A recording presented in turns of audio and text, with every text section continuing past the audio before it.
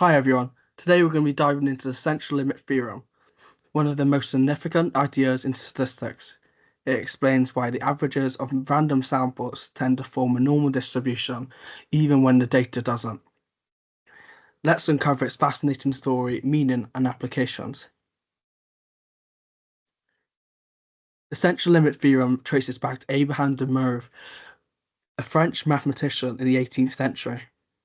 He discovered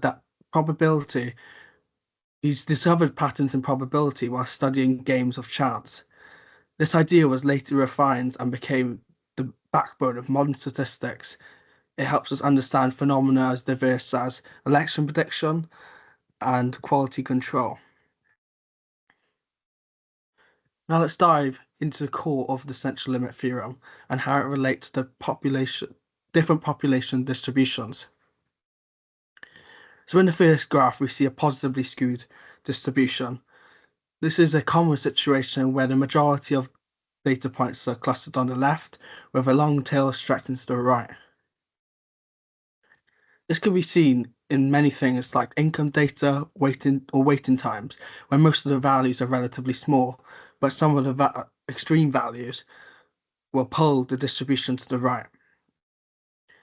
The second graph shows a symmetrical distribution, which is exactly what we think of when we imagine a normal distribution, bell-shaped and centered around the mean. This is often the ideal case where the data naturally follows a normal distribution. Finally, in the third graph, we have a negatively skewed distribution, where the majority of data is clustered on the right, with a long tail to the left. This can be seen in cases where most data points are large, but there are very small values. Now, what does the central limit theorem say about all these distributions? So no matter whether we start with a positively skewed, symmetrical, or negatively skewed population, the sample mean taken from the random samples of the population will tend to form a normal distribution as the sample size increases. This is even true when the original population is not normal. The central limit theorem tells us that given enough samples and a large enough sample size, the distribution of sample means will always approach a normal distribution. This is what makes the central limit theorem so powerful. Whether you're working with a skewed or symmetrical data, the sample size will always behave predictably as the sample size grows. So for example, imagine tossing a coin. We plot the outcomes of 10 tosses and the averages will be scattered. With 100 tosses, they'll cluster closer together to the center.